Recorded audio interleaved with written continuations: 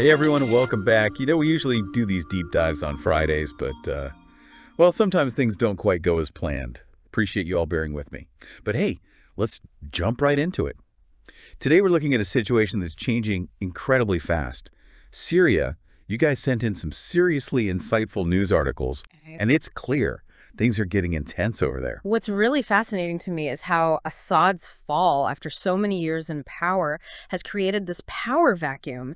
And you see all these different players being drawn in, Yeah. almost like everyone's scrambling to grab a piece of the puzzle before it gets totally reshuffled. Yeah, you're right. It really feels like we're watching some kind of high-stakes geopolitical chess match play out in real time. And speaking of strategic moves, we've got Israel launching airstrikes. They're targeting what they say are weapons depots and positions linked to the former Assad regime, and also pro-Iranian groups in Deir ez-Zor province. The Syrian Observatory for Human Rights, they're even reporting that these Israeli attacks have actually intensified since Assad fell. Yeah. It's pretty big development, isn't it? I mean, Israel's actions here, they kind of suggest a deep concern about these groups potentially gaining a foothold in all this chaos. Right. Just imagine a scenario where pro-Iranian forces gain significant influence in Syria. Yeah. I mean, that could really shift the balance of power in the entire region, and that's definitely something Israel wants to prevent. It makes a lot of sense. It's like they're trying to preemptively kind of shape the emerging landscape before it solidifies. Right. Then on top of that, you've got U.S. forces conducting their own airstrikes over 75 ISIS positions in Syria. They're saying it's to prevent ISIS from exploiting the instability, and they're using some serious firepower too. Yeah. B-52s, F-15s, A-10s. It's a tricky situation for the U.S. They know, right? A power vacuum in a place like Syria, as volatile as it is, it's a recipe for disaster. Yeah, yeah. A resurgence of ISIS would be a huge setback, not just for the region, but globally. So they're trying to maintain some level of control, while also navigating these really complicated relationships with groups like the Syrian Democratic Forces. Okay, the SDF, this is where things start to get really complicated. Can you break down who they are and how they fit into all of this for us? Sure. So the SDF, the Syrian Democratic Forces, they're this multi-ethnic alliance, mostly Kurdish fighters. They've been really important in the fight against ISIS, Right. a key U.S. ally on the ground. But this alliance, it's created tension with Turkey, who sees some of these Kurdish groups as a threat. And that leads us to the pro-Turkish fighters launching their offensive in a Kurdish-controlled region in northern Syria, right? The sources mentioned casualties on both sides. Exactly. This offensive targeted the Manbij Military Council, who are aligned with the SDF. It really highlights just how complex things are and all the competing interests. The U.S. is trying to walk this fine line between supporting their Kurdish allies and also appeasing Turkey, a NATO member with its own security concerns, a real geopolitical balancing act. Yeah. It's a tangled web, for sure. And caught in the middle of it all, the Syrian people. Right. They've endured years of conflict, oppression under Assad, and now they're facing even more uncertainty. It's a heartbreaking situation. Absolutely. And we can't forget about the human cost of this conflict. You know, the source we looked at mentioned 26 casualties in just one recent clash. And that's just a small glimpse of the suffering so many are enduring. Right. The potential for even more refugees fleeing as this instability continues, that's a very real concern. And Secretary Blinken's statement about holding the Assad regime accountable for what they did to the Syrian people, well, it speaks to that deep desire for justice that exists within Syria. Yeah, absolutely. It's a reminder that behind all the geopolitical maneuvering, there are real lives hanging in the balance. But amidst all of this, there is a glimmer of hope. President Biden has stated that he believes U.S. journalist Austin Tice, who disappeared in Syria back in 2012, is still alive. That's an interesting point. Yeah. Tice's case, it really brings home the human side of this whole conflict. A stark reminder that individuals can get caught in the crossfire of these larger geopolitical struggles. His potential release, or even his continued captivity, it could become a sort of barometer for how the power dynamics are shifting in Syria. Yeah, it really makes you wonder about people like Austin Tice as Syria enters this new phase. Will this shift in power create any opportunity for him to be released? Or will he stay trapped in the middle of this geopolitical tug-of-war? Yeah, it's a heavy question for sure.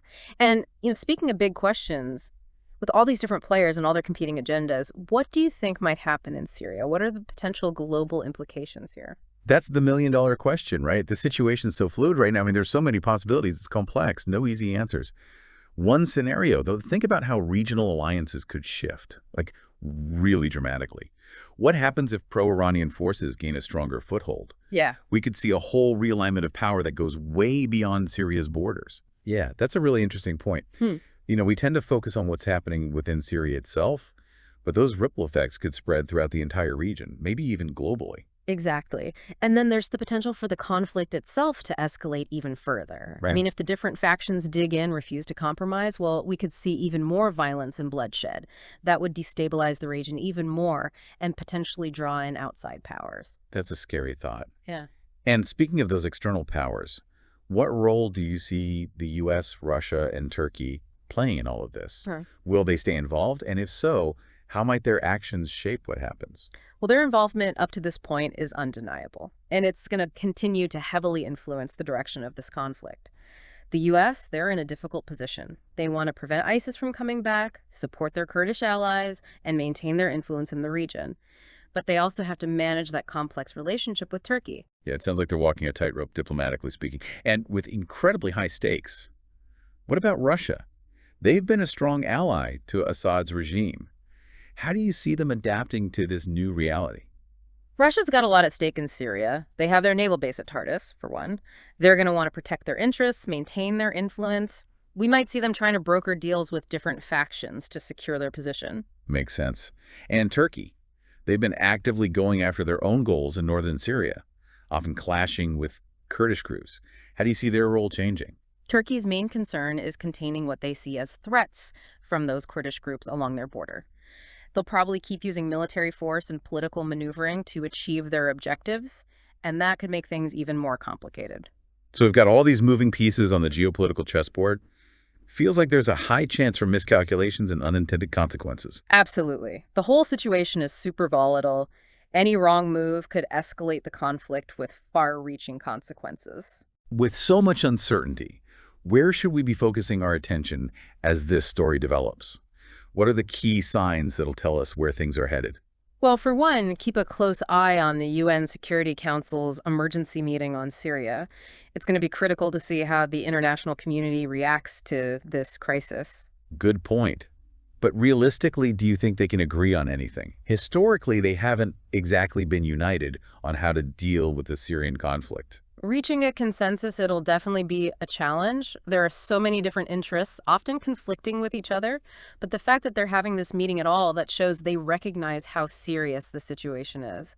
Pay attention to the language they use and any statements or resolutions that come out of the meeting. Okay. It'll give us some clues about how committed they are to actually addressing this crisis. Okay, so the UN Security Council meeting is one key thing to watch. What else should we be looking for?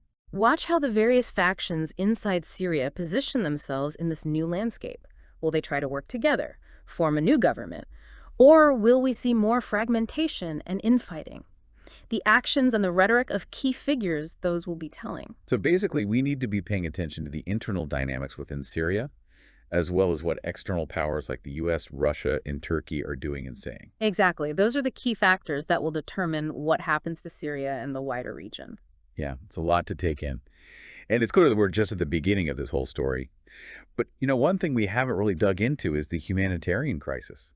Millions of Syrians have already been displaced by the fighting, and with this new wave of instability, that number could go even higher. It's easy to get caught up in all the political and military stuff, but we can't forget about the human cost of all this. Absolutely. I mean, the humanitarian crisis in Syria is already one of the worst in the world. Yeah. And this power vacuum could make things even worse.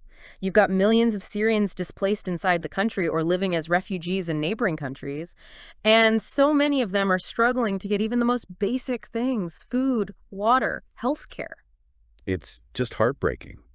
And it's hard to even know what can be done to help, to alleviate the suffering. What role can the international community play in all this, in addressing this humanitarian crisis? Well, it's going to take a multifaceted approach. First, we need more humanitarian aid, a lot more. Aid organizations need more funding. They need access to be able to deliver those essential supplies and services to people who need them. Yeah. And that requires cooperation from all the parties involved in the conflict, which is a huge challenge in itself. Yeah, it sounds like a logistical nightmare trying to get aid into a war-torn country with so many different factions fighting for control. It is. It really is. That's why it's also so important to push for a political solution to the conflict. I mean, a lasting peace that's the only way to truly address the root causes of the humanitarian crisis.